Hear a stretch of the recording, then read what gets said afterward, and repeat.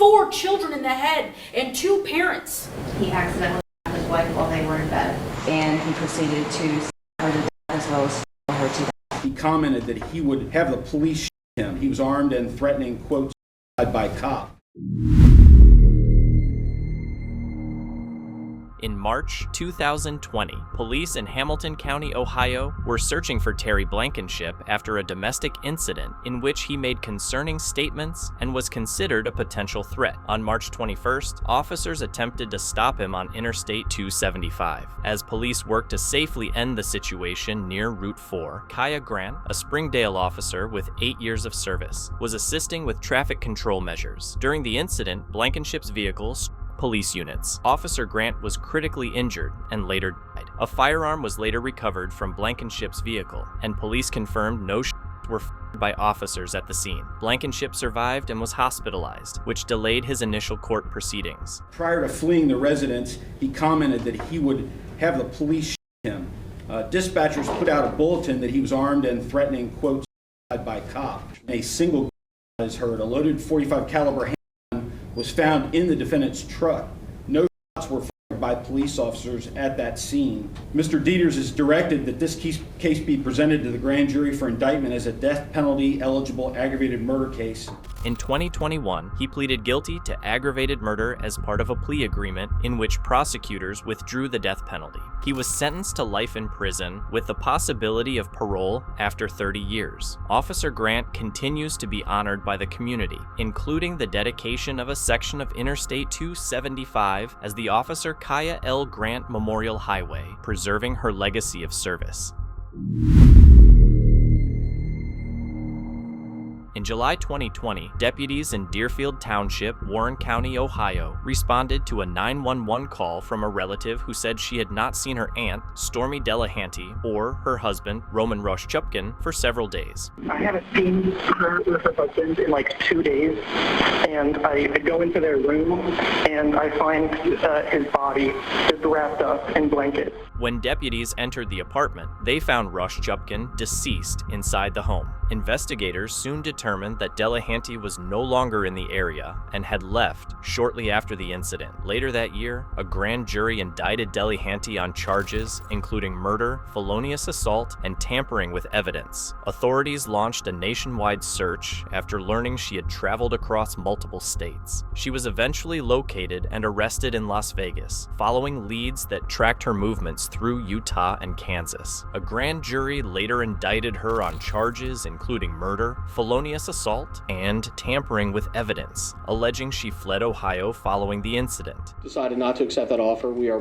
prepared for trial on Monday, March 22nd before the court. The case moved to trial in March 2021, where prosecutors presented surveillance footage and records showing her actions before and after the incident. Delehanty testified in her own defense, describing her relationship with Roeszczupkin and saying events escalated during an argument. So I'm trying to fumble through his phone to play music. I do end up playing music, and in the meantime, while I'm like flipping through the music selection, I hit that button twice and it brings up all the open apps on his phone. And so, being the nosy wife, I start flashing through those, and I click on his text messages. And within one of his text messages, I see a picture of a girl. She's in a towel. I recall asking him, like, who is this girl? And he just looked at me like I was silly. He was trying to deny that this picture was there. I'm questioning him about this photo, and that's when he like lunges and throws me off my bed, and he's pinning me down. And he's screaming at me, is this what you want? Is this what you want? Is this? And I'm kind of confused, is what I want? So he throws me, I hit it, and then I end up hitting my head on that amp. And then next thing I know, like I lead to in the interview with Abshir, is I'm cleaning up. I don't know what happened. After I hit my head on this, I do recall getting up, standing up, but that's it. She also spoke about personal trauma from her past. The jury found Delehanty guilty on all counts. Her conviction was later upheld on appeal, and she was ultimately sentenced to life in prison, with the possibility of parole after 18 years. As of 2026, that sentence remains in place, marking the final outcome of the case. In January 2017, police in Blue Ash, Ohio, conducted a welfare check after Colleen Perry, 27, did not show up for work. Inside her apartment, officers found her unresponsive. Investigators soon focused on her boyfriend, Nicholas Roesler, after learning the two had been together the night before. Prosecutors later said the relationship had grown tense, fueled by jealousy over Perry's contact with others and alcohol use that evening. He admitted that he started becoming jealous of perhaps other contact that she was having with other men. He then drove her to a different location, which was in Blue Ash, and he proceeded to stab her to death as well as strangle her to death. At some point in time along the way, he confessed to, after she passed away, beating her multiple times, and that's where he had the abuse of the corpse. And he then proceeded to just talk to her about it for several hours. According to court records, the incident occurred after the couple left one location and went elsewhere. Roesler was arrested soon afterward, and police located Perry's body between the estimated time of her death and his arrest. During questioning, investigators said Roesler made statements indicating emotional distress following the incident. Additional charges were later filed based on actions that occurred after Perry's death. In January 2018, Roesler pleaded guilty to murder as part of a plea agreement that reduced other charges. The following month, a judge sentenced him to 15 years to life in prison. Family members spoke in court about Perry's life and the impact of her loss. As of today, Roesler remains incarcerated under that sentence, bringing the case to its legal conclusion. In June 2014, police in Hamilton, Ohio, responded to a report of a serious incident inside a home where several people were present. Investigators said Alfred Rutherford was responsible for the deaths of his daughter, Lacey Rutherford, and her boyfriend, Steve Watkins. Rutherford left the scene, but was later located and taken into custody without further incident. Following his arrest, Rutherford was charged with 2 counts of murder. During pretrial hearings, his defense argued that he did not fully understand his rights when he spoke with police, claiming part of the waiver process was not clearly explained. We would ask the court to find that his rights were violated and that any statements that he made after that point in time were not voluntarily given and then should be suppressed. A judge reviewed the claim, but denied the request to suppress his statements, allowing them to be used in court. In January 2015, Rutherford reached a plea agreement, avoiding a trial and receiving a sentence of life in prison without the possibility of parole, bringing the case to its legal conclusion. In December 2016, police in Middletown, Ohio, responded to a call at a home where Cassie Sanders, 42, was found seriously injured. Investigators said the incident followed an argument with her husband, Greg Orona Jr. Orona Jr. told police the incident was accidental, but authorities later said the physical evidence did not fully support that claim. He was arrested and charged with murder, and a judge set his bond at $500,000. As the case moved through the courts, family members from both sides attended hearings, often becoming emotional as details were discussed. Cassie just didn't get out in time. Nobody helped her. And we didn't know. We just did not know. Prosecutors presented evidence suggesting the relationship had been troubled, while the defense continued to maintain the incident was not intentional. Orona Jr. appeared visibly upset during court proceedings, and at times attempted to speak directly to the judge. He stated he accidentally shot his wife while they were in bed. The scene was processed, physical evidence was not consistent with the defendant's story. That's not even go ahead. Mr. Rana. In June 2017, just before the case was set to go to trial, Orona Jr. accepted a plea agreement pleading guilty to involuntary manslaughter with a firearm specification. The original murder charge was dropped as part of the deal. In August 2017, he was sentenced to 13 years in prison, bringing the case to its legal conclusion. In 1991,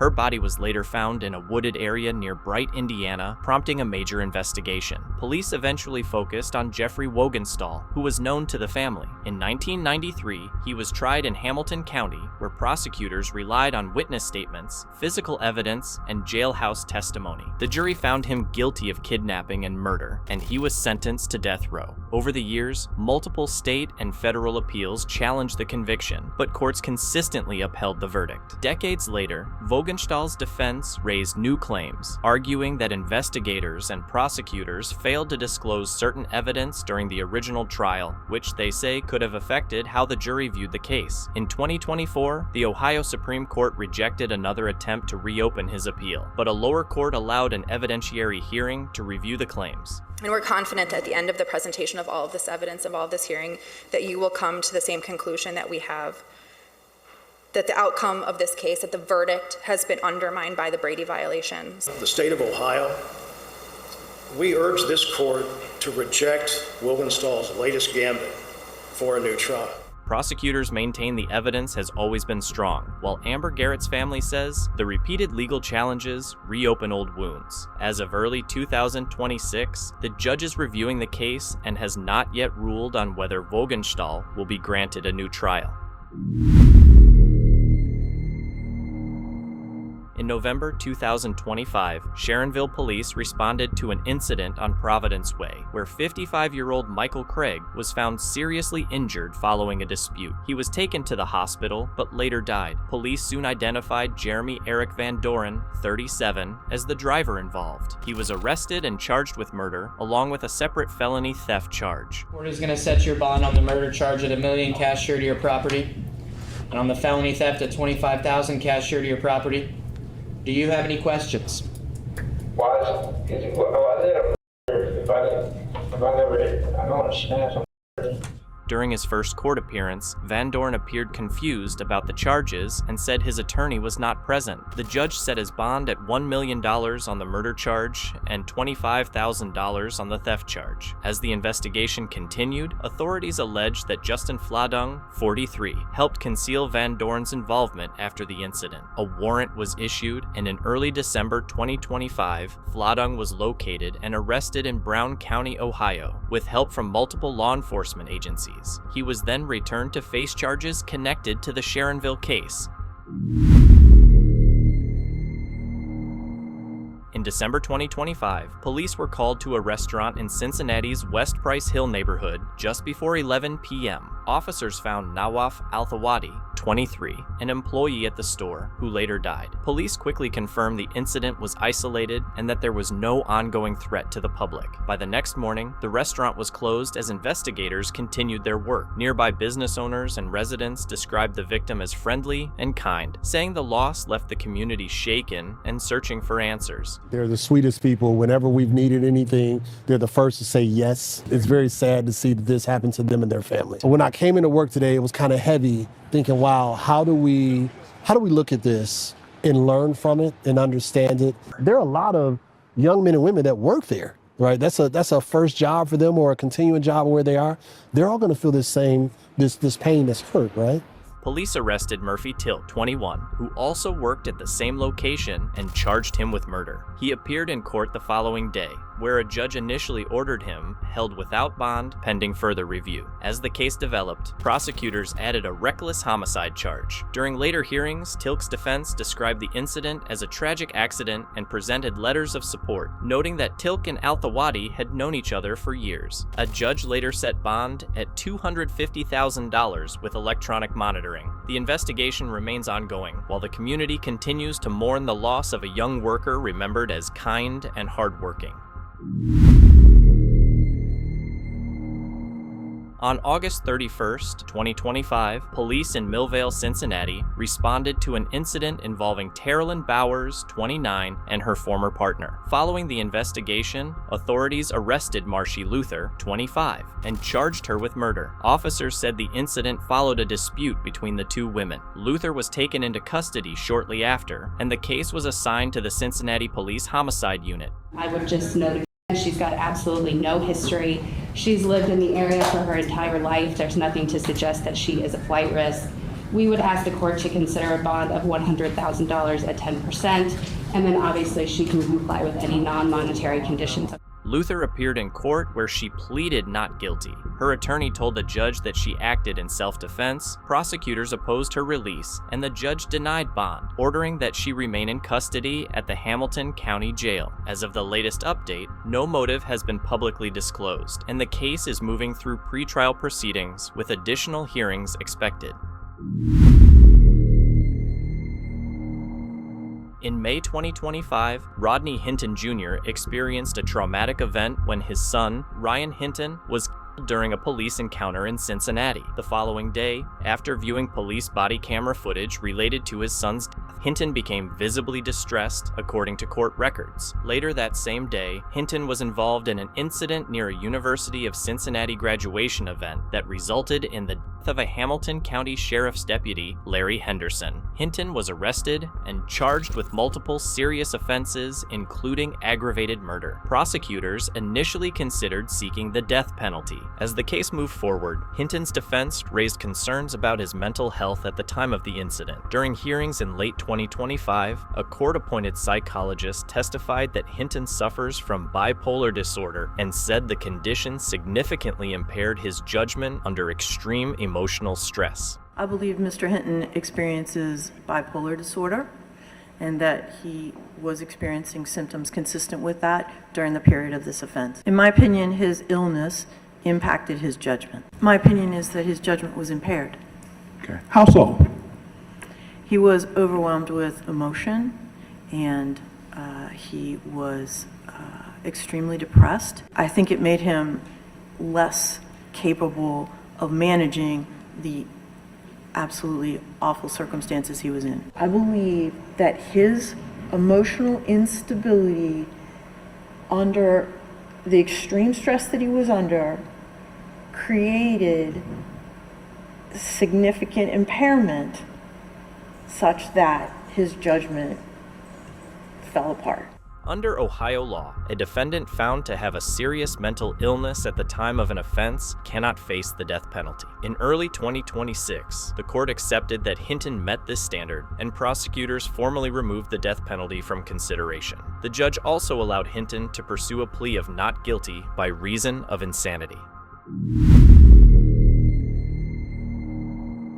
Ronald Lee Haskell Jr. was born on August 26, 1980, and spent much of his early life in California and Alaska. As an adult, he experienced unstable relationships and recurring mental health difficulties that brought him into contact with medical professionals on several occasions. In the early 2000s, he married Melanie Lyon and grew their family together, but the marriage deteriorated over time and was marked by conflict. In early 2014, Melanie decided to leave the relationship and relocated to Texas with help from her sister, Katie Stay, and other family members. The divorce was finalized in February 2014, but the separation did not end tensions between Haskell and his former wife, who was attempting to rebuild her life away from him. On July 9th, 2014, Haskell traveled from California to the Houston area. That afternoon, he arrived at the Spring, Texas home of his former sister-in-law, Katie Stay, and her husband, Stephen Stay. When he first came to the door, a family member answered and told him the parents were not home. Haskell left, but returned a short time later and entered the house once the door was opened again.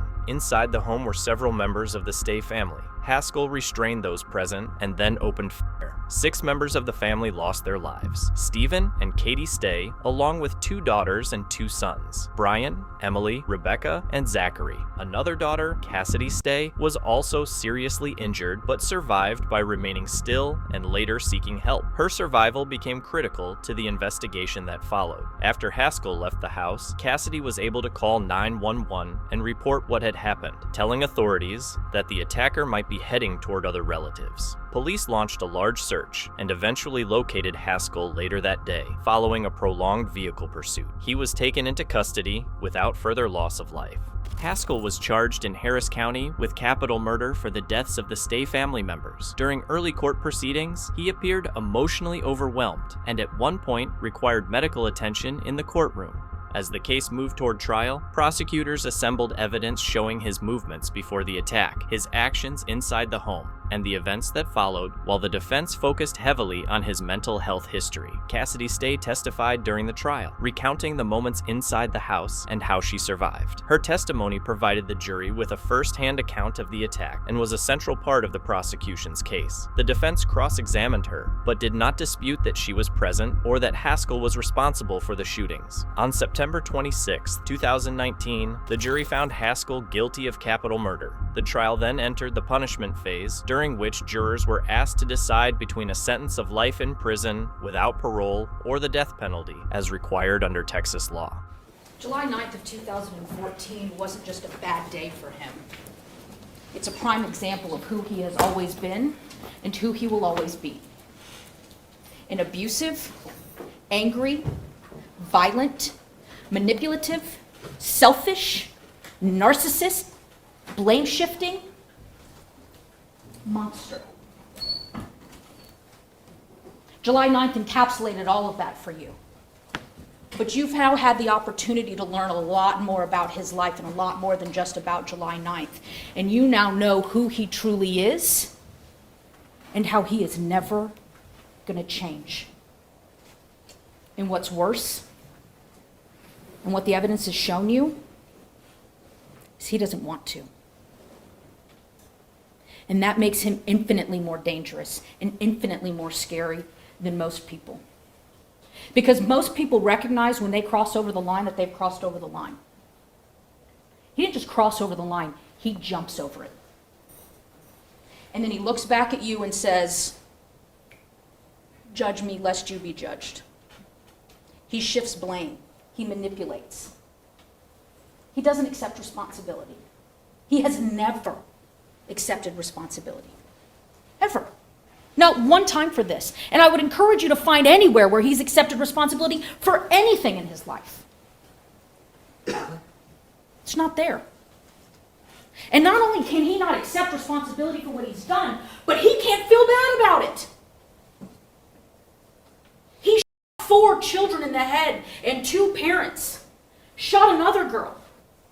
And still to this day cannot even muster so much as a, "I'm sorry. Yeah, I feel bad." That's what you heard from Dr. Proctor. That almost 5 years to the day. Because Proctor is asking him, tell me about what you were feeling about that day. Well, okay, tell me about it now. Surely now, thinking about Cassidy and what she has gone through, surely you have something. No. Nope.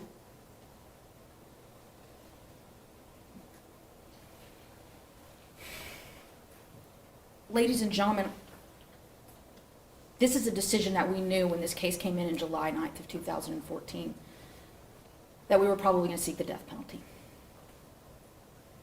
But we gathered evidence. We talked to a lot of people. And after looking at all of the evidence and talking to all of the people, we realized that yes, the death penalty was appropriate. Not just because of what he put these people through on July 9th, but because of what his life has been.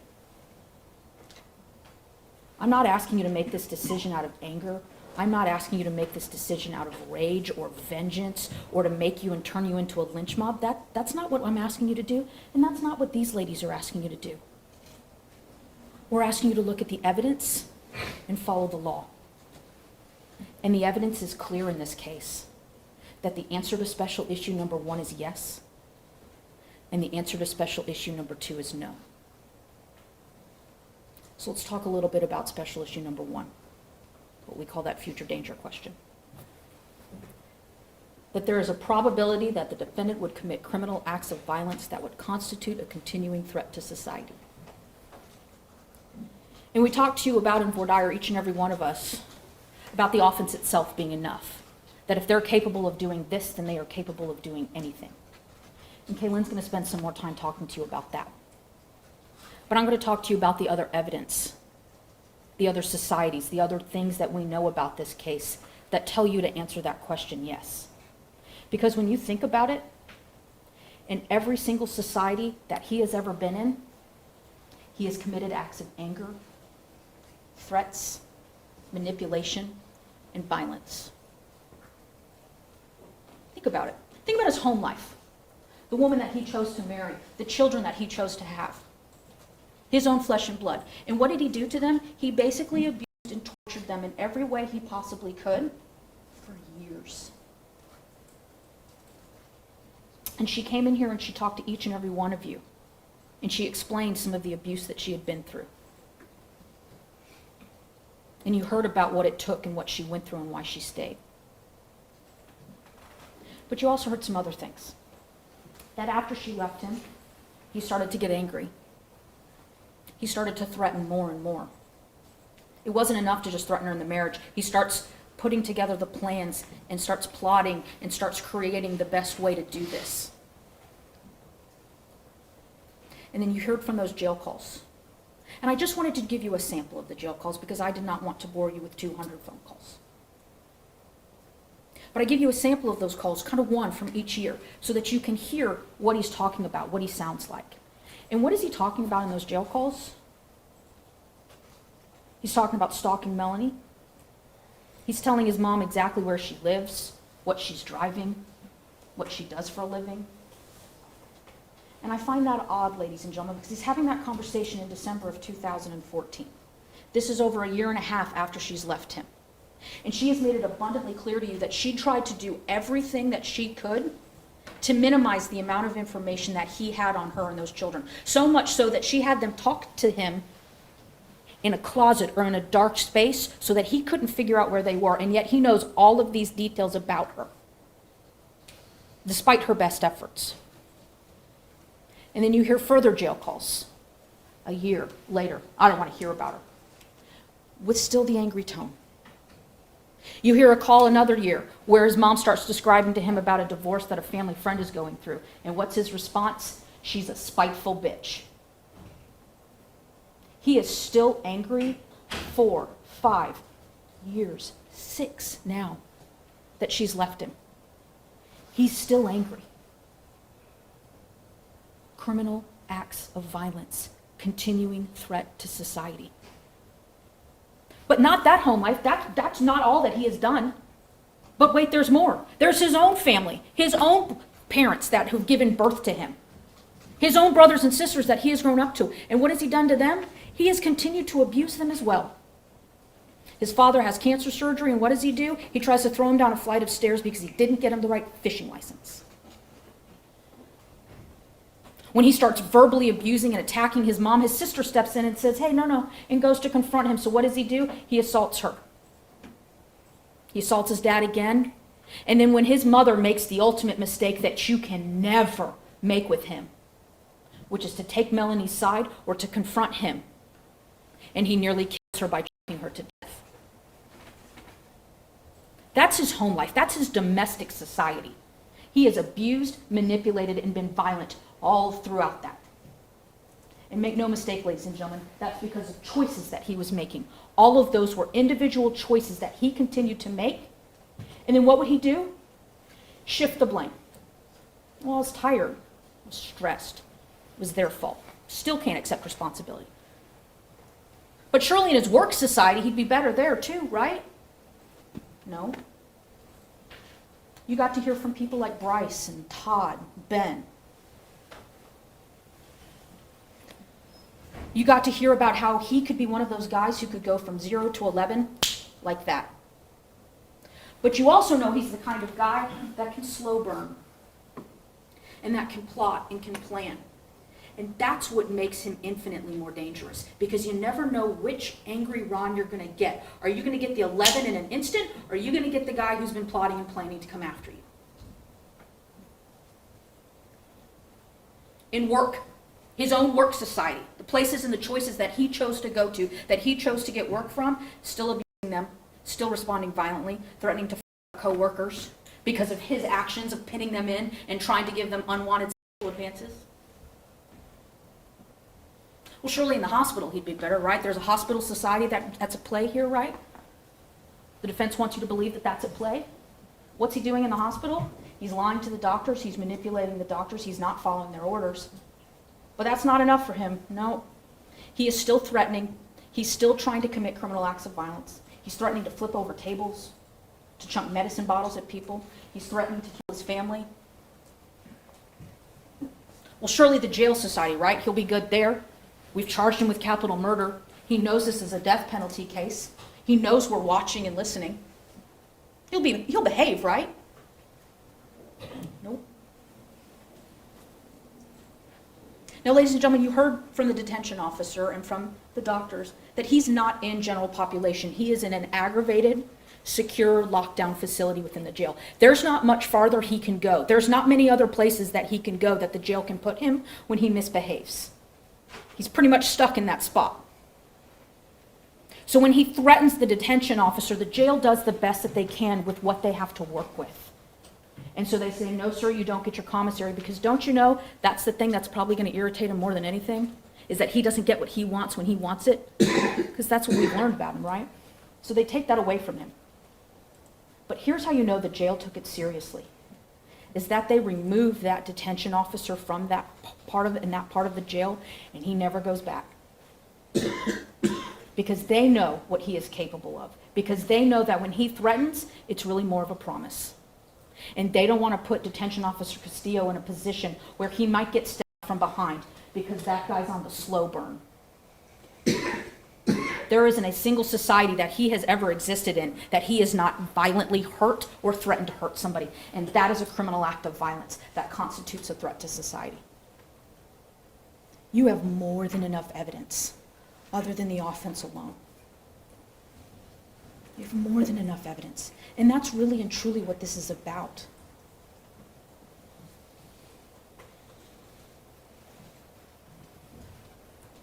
Your options at this point are that he goes to death row where he can be secure. They can monitor him a bit better. Or he goes to general population, where he pretty much has access to everywhere except janitorial stuff and the machine shop. He can pretty much do what he wants, when he wants, with whomever he wants, because they're never going to know who he really and truly is.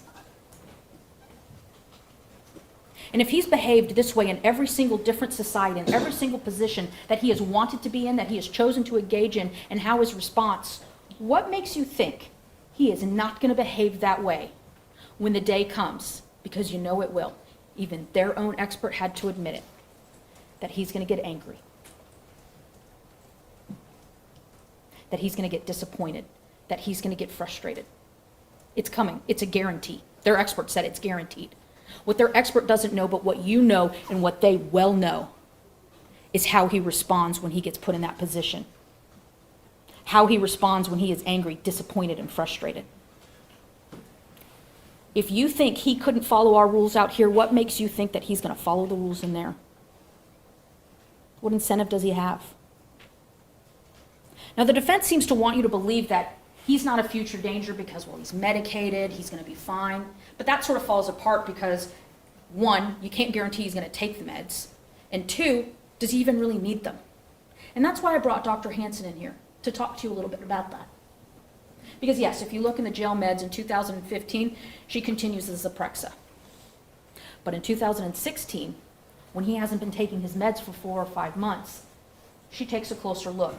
And she really dives into and spends hours with his case file and spends hours looking at him and then talks to him for a very long time. And at the end of that, basically comes to the conclusion, you're lying to me, you're trying to manipulate, and I don't think you need the meds. And we know that that's coming from a place of truth from her, because when you look at those meds, if you so choose, they're over 6,500 pages. If you so choose, you're going to see that he never has another increase in symptom. He hasn't any other crisis, no mental health issues. If he was truly mentally ill, if he truly needed the meds, and he wasn't on them for 4 to 5 months, then you would expect to see some response mental health-wise, right? And he just doesn't have it because he doesn't need the meds. Because his issue is not his mental illness. His issue is his personality. Your Honor, I'd object to that as mischaracterizes the evidence. I think Dr. Cunningham made a clear conclusion as to the likelihood of future danger. Okay, I'll sustain the objection and allow you to continue. Ladies and gentlemen, he got up there because those were the very last questions that Sam asked, and we made sure those were the last questions because they were the ones that we wanted you to remember. He cannot say that he will not commit a criminal act of violence. He doesn't want to admit it, but she forced him, she pinned him down, and he said, no, I cannot guarantee. I cannot tell you with any reasonable degree of medical certainty that he won't commit another criminal act of violence. I can't do it. Well, And you again, want to know that why? mischaracterizes the evidence. There's nothing to do with the medical. Well, the jury heard the witness testify, and they could go from memory, and you've got the ability to give the testimony whatever way you choose. So I'll let you continue. You want to know why? Because all of his stuff is academic. It's not real world. He cannot say for certain what this man will do in the real world. You notice nowhere in there can he factor in lack of remorse, inability to accept responsibility. Don't you think that that has something to do with? Because that's what we all know. That's just fundamental human nature. If you want to fix a problem, if you're going to be good, if you're going to really respond to the society that you're in, you're going to recognize your limitations. You're going to recognize that you need the help. You're going to recognize that you've made a mistake. And he is fundamentally incapable of doing that. But here's the other problem. And I'm sure some of you were thinking this when the Dr. Cunningham was testifying. He labeled a list of risk factors for you and claimed it low risk. And what was on those risk factors? His age. He's in his late 30s. He doesn't have any gang affiliations. He graduated high school. He had jobs. He's got community ties. It was like low involvement with law enforcement. What's interesting about that, and I'm sure some of you caught on to this, was, ladies and gentlemen, on July 8th of 2014, all those same risk factors were there. The day before the offense. And on July 9th of 2014, when he massacred that family, when he executed them in cold blood, those risk factors were still there. They're still there on July 10th and every day thereafter. So it's great in the ether. It's great in the... That misrepresents the evidence. It's in context of a prison society, and that's what didn't exist in July 2014. It's misleading and it's improper argument. Okay. Again, I'll allow the jury to make its own interpretation after having heard the witness. I'll overrule the objection and allow you to continue. Those risk factors were there. And yet he still did what he did. And I guarantee you, the low risk doesn't provide a whole lot of comfort for these people. As I'm sure it doesn't provide a whole lot of comfort for you, because we know who he is and what he does. For a guy who's really concerned about context, he didn't really care to learn a whole lot about the context, because if he did, then he would have talked to all of the people that have been involved in his life and how he responds to things. Academics is one thing, reality is something else, and we know what his reality is and we know what it will be.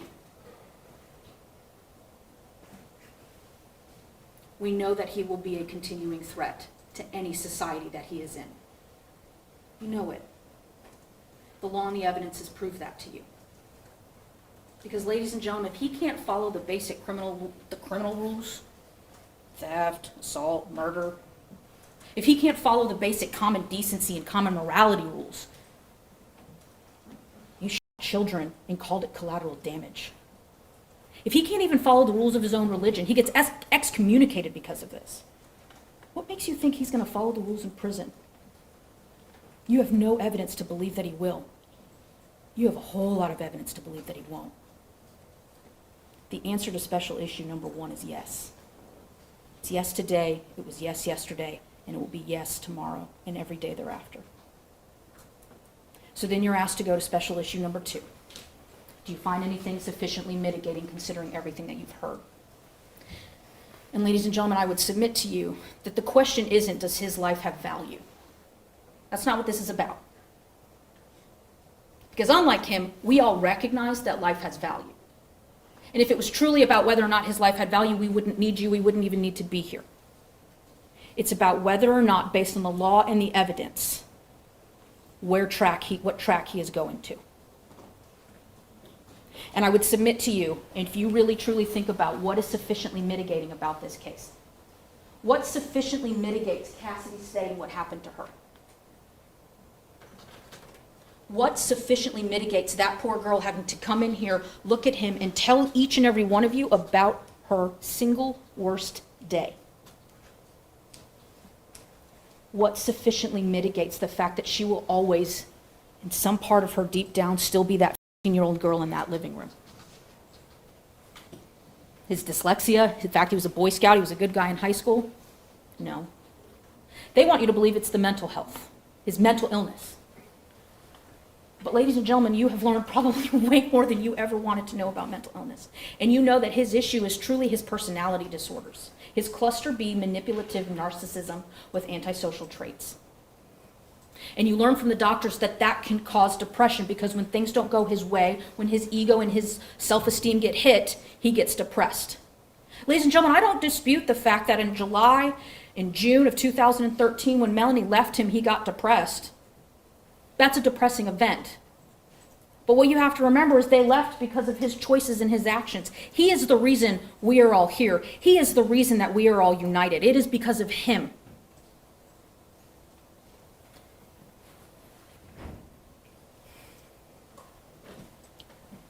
Ladies and gentlemen, there are people who are truly mentally ill. Absolutely. And they struggle and they fight and they work hard every day. And they make it work as best as they can. And some days are better than others. But it is insulting. It is downright insulting to try for this defendant to claim that his mental illness somehow decreases or reduces his moral blameworthiness. When there are people who are actually struggling with it, who are being honest with their doctors, who are being honest with their family members, who are taking the meds and are doing everything that they can to get better, versus him. And it is replete in the records that he is a poor historian, that he is a poor medication compliance, and that he doesn't really like being honest with the doctors. And when they do confront him, when they do finally get enough information about him, he goes and sees someone else because they're on to him. That doesn't reduce any sort of blameworthiness on him. In my opinion, it's aggravating. Because there are people who are really trying to get it done and trying to really help themselves, and he's not one of them. Objection, Judge. Her opinion doesn't matter. That's improper argument. Sustain. Ask the jury to disregard her opinion. If you would just regard her opinion, there's not testimony in the case, but the state, I'll allow you to continue. Thank you.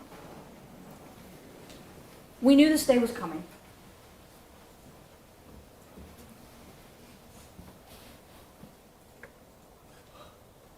It was almost 13 weeks ago when we started interviewing jurors. And we talked to each and every one of you. I think we went through about 430 questionnaires to get to you 16. And the reason you are here is because you said in every which way that we could ask you that if the appropriate circumstances were there, that you could follow the law, you could follow the evidence, and answer those questions in a way that would result in him getting the death penalty. And now you're here.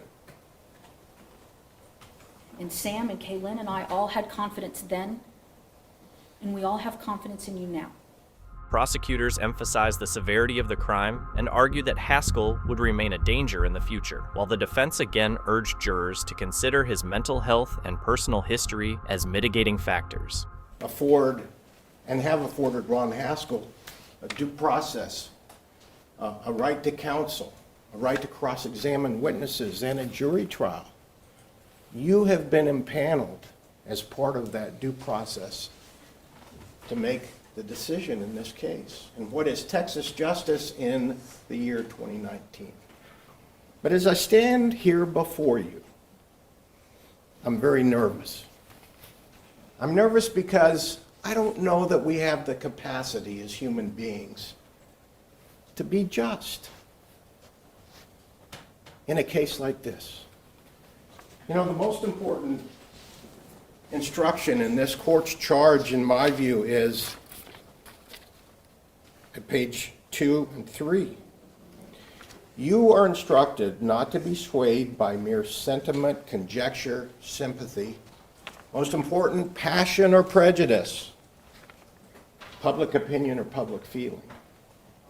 My concern is, in a case like this, where children have been killed,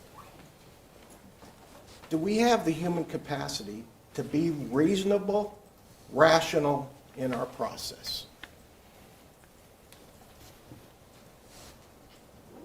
you know, in 30 minutes or so, when I sit down, these fine prosecutors are going to stand up and using their words and their rhetoric and their skills as advocates for the Stay family, they are going to turn you into a lynch mob.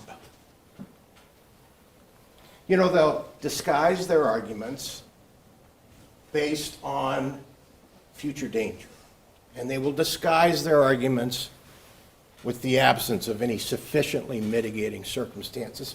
But you know, really at the heart of their argument is anger, hatred, fear, vengeance, because of this terrible, terrible crime that's happened. I anticipate, I may be wrong, but I anticipate they're going to put up pictures of that beautiful, beautiful Stay family. Katie, Stephen, Brian, Rebecca, Emily, and oh my God, Zach.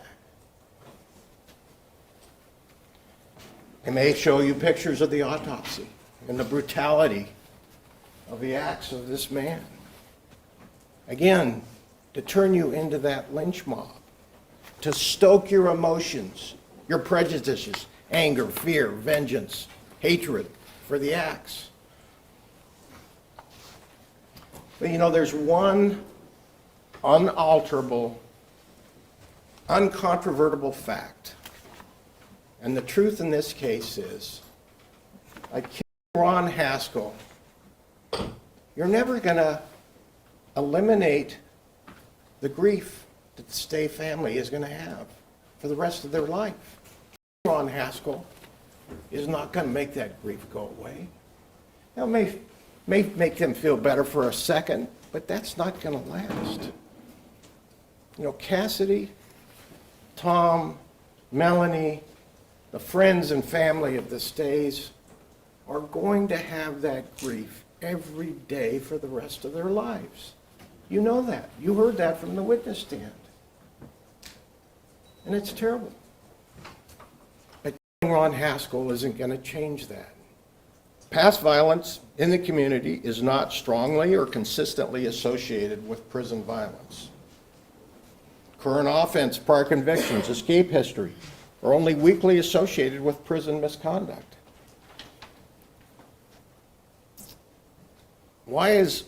He did a risk assessment, and he told you why there's a low probability that Ron Haskell will be a future danger in a prison society. Remember, it's context, and that's the context. Ron Haskell, by your verdict, is going to spend the rest of his life in prison without parole, unless you decide otherwise. So that's the context. And what did he tell you? He told you why Ron Haskell is likely to have to adjust to prison and why he's a low probability that he will commit criminal acts of violence. Well, he said severity of offense is not a good predictor of prison adjustment. The fact that Ron Haskell committed capital murder, Stephen Stay and Katie Stay and Rebecca, Brian, Emily, and Zach, is not a good predictor of prison adjustment. That's the data. That's the statistics. He also told you about age 39. The older inmates adjust to prison life better than young people, gang affiliations. He told you that the disciplinary infractions are a factor. The fewer disciplinary infractions, the more likely the person is not going to be a future danger. Ron had one disciplinary infraction during the 5 years that he was in prison. And Dr. Cunningham also said to you, you have to look at the correctional appraisal of that infraction. And he told you the jail categorized that as a minor offense and, canceled his commissary. That was the correctional appraisement that the jail made. I would submit to you, if I was a prosecutor and I had a young 18-year-old offender who was part of a gang, who had never worked, who had no family support, who had been in trouble, you know, every other week in the jail for assaulting people, I would call Dr. Cunningham and I would have him testify as to why that person's a future danger. Because the criteria in that case would show he's a future danger. But that's not the case in this case. That's not the facts, and the data and the science prove otherwise. Ron Haskell is not a future danger. So I would submit to you, you don't ever get to the mitigation issue. Why? Because the court instructs you in the court's charge. If you answer that he's not a future danger, that ends your deliberations. That's it. Life without parole. You don't ever get to the second mitigation issue. But I'm going to talk to you about mitigation. You know, and I'll be very candid with you. I argued that Ron Haskell had a severe mental illness and he couldn't distinguish right from wrong. And obviously you rejected that. And I don't quarrel with your verdict. I respect your verdict. So I don't know what you're thinking, and I don't know how my arguments are resonating with you. So I'm going to talk about mitigation, even though I don't think you should ever get there. So let's talk about mitigation. You know, I don't think anybody can reasonably or rationally consider the evidence in this case and not find that Ron Haskell had a severe mental illness. You know, even the state's experts, Dr. Proctor, Dr. Moeller, said he's got a severe mental illness. Well, he's got major depression. And yeah, that can be severe. And you remember the testimony at guilt or innocence, and you can consider the evidence, not only at guilt or innocence, but at punishment in determining your verdict in this case. So I'm going to go back. I'm going to go back again and talk to you about, you know, Ron Haskell's hospitalizations from the summer of 2013 through up until June of 2014. Why? Because it's important. And, you know, I stayed awake last night, went through, you know, my notes, I did a database, and by my count, when you consider the number of doctors that saw Ron Haskell from the August of 2013 until June of 2014, there were, let me just look at my notes here.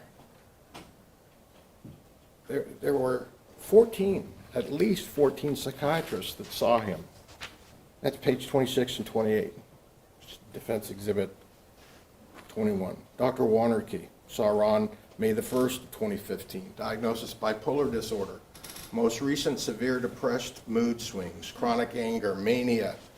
Treatment, 25 milligrams daily of Zyprexa, an antipsychotic. Dr. Riaz, psychiatrist, medical doctor, saw Ron on May the 5th, 2015. Diagnosis, bipolar, depressed, patient admitted for auditory hallucinations, depressed, suicidal ideations, mood dysregulation, mood swings, chronic anger, and mania. We know that. Treatment, antipsychotic, Zyprexa.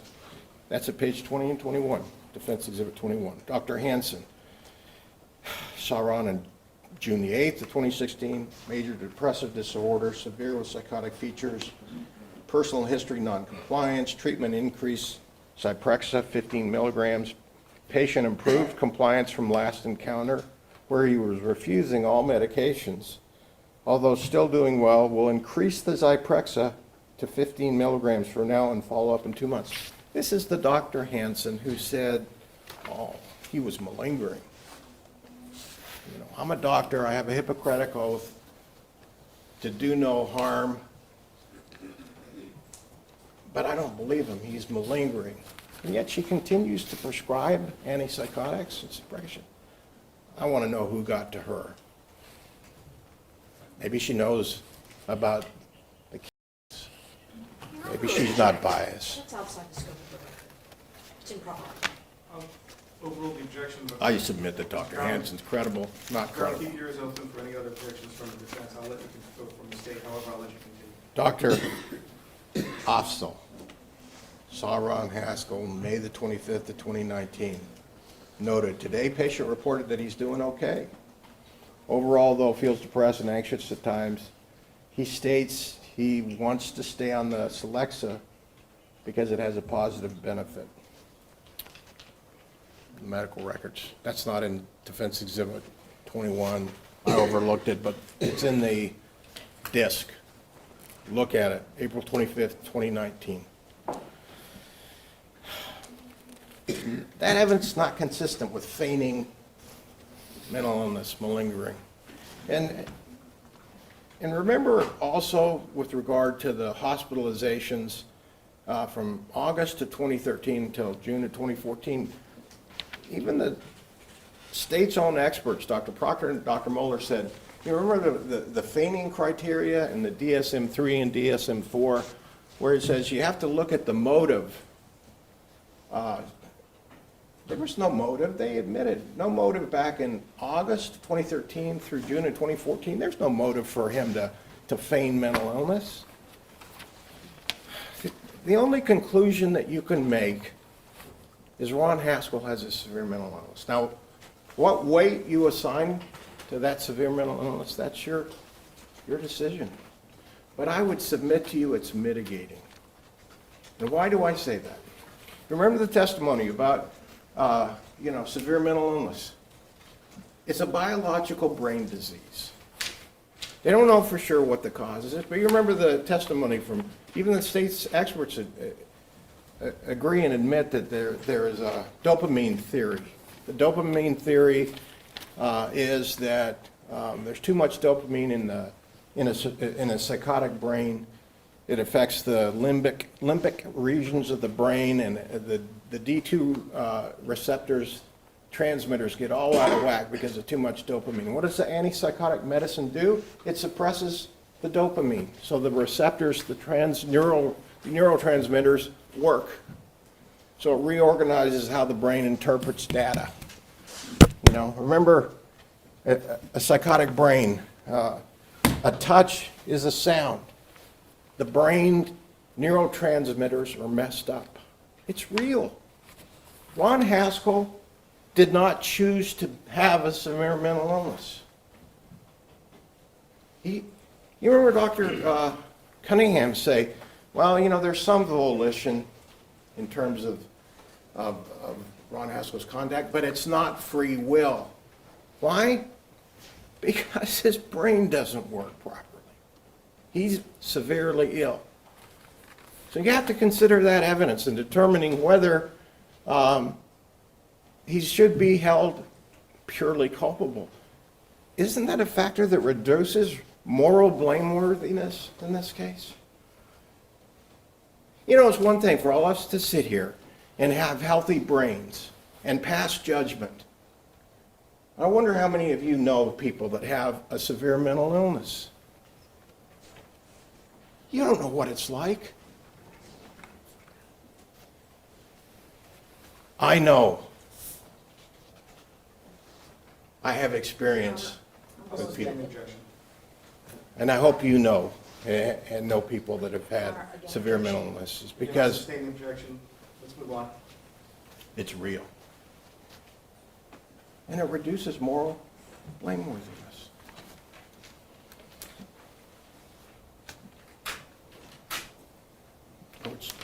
I hope you would give it weight and to find a sufficient mitigating circumstance to warrant life in prison as opposed to the death penalty.